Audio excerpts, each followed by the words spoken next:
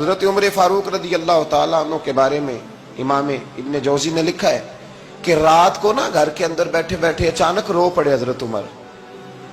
62 سال عمر ہے, خلافت کے آخری ایام چل رہے ہیں, تو رو پڑے ایسے ہی گھر میں بلا وجہ ہی.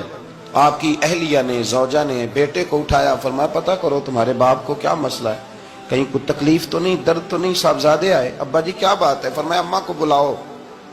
سب لوگ جمع ہو گئے تو جناب عمر فاروق رضی اللہ تعالیٰ عنہ فرمانے لگے کہ بیٹھو میرے ارد گرد. سب بیٹھ گئے تو فرمانے لگے آج جب میں مسجد سے نکلا تھا تو میرے نبی پاک کے سچے صحابہ, سچے رسول کے سچے صحابہ, حضور کے سچے غلام یہ کہہ رہے تھے کہ عمر بڑا ہی اچھا ہے, عدل والا ہے, انصاف والا ہے.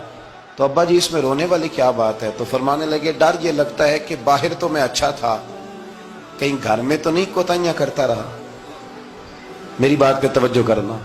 کہیں گھر میں آپ باتیں سن لیں تو شاید جتنی میں کرتا ہوں دوسرا کاری کوئی نہ سکے, لیکن جب عمل کے راستے پہ ہم نکلتے ہیں تو وہ مسدود ہے, وہ بند ہے. عمل کس نے کرنا ہے؟ آپ کوئی آیت پڑھیں تو یہاں غلطی نکالنے والے 20 لوگ مل جائیں گے, 20 لوگ, لیکن اس آیت پہ عمل کرنے والے کتنے ملیں گے؟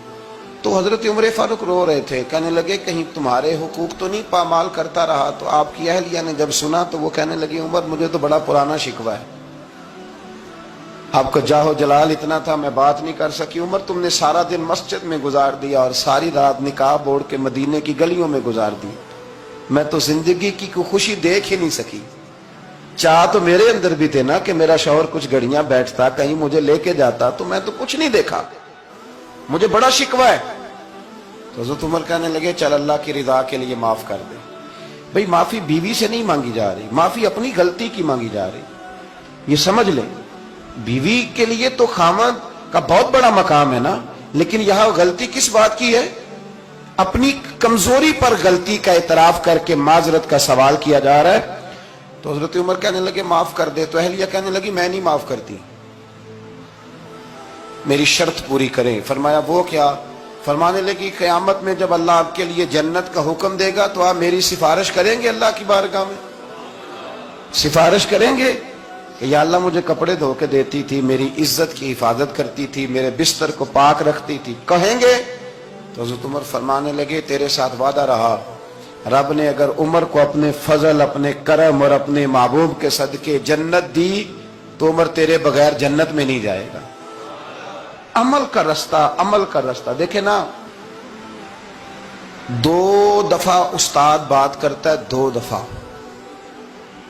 اور کچھ زیادہ, ایک تو ہے نا کہ ایم اے اور جناب ایم ایڈ اور ایم فل اور پھر پی ایچ ڈی قسم کا استاد. ایک وہ جو matric P T C teacher ہے نا, وہ 2 دفعہ اسٹوڈنٹ کو کام کہے تو تیسری دفعہ وہ ناراض ہو جاتا ہے, کہتا ہے میں 2 دفعہ کہا ہے. بچے کو آپ 2 دفعہ کہتے ہیں اور اگر تیسری دفعہ کہنا پڑے تو غصہ آتا ہے نہیں آتا؟ بھئی تو نے اتنی دفعہ کہا, تو سمجھ نہیں رہا بات کو. اور اگر اللہ کریم قرآن مجید میں سینکڑوں دفعہ کہے نماز پڑھو, سینکڑوں دفعہ, اور یہ بہانے کر رہا ہے, یہ بھی پروگرام بنا رہا ہے, پھر کہتا ہے میں بے چین رہتا ہوں, میں بے قرار رہتا ہوں. عمل کا رستہ اس کو اختیار کریں, آپ سکون میں رہیں گے.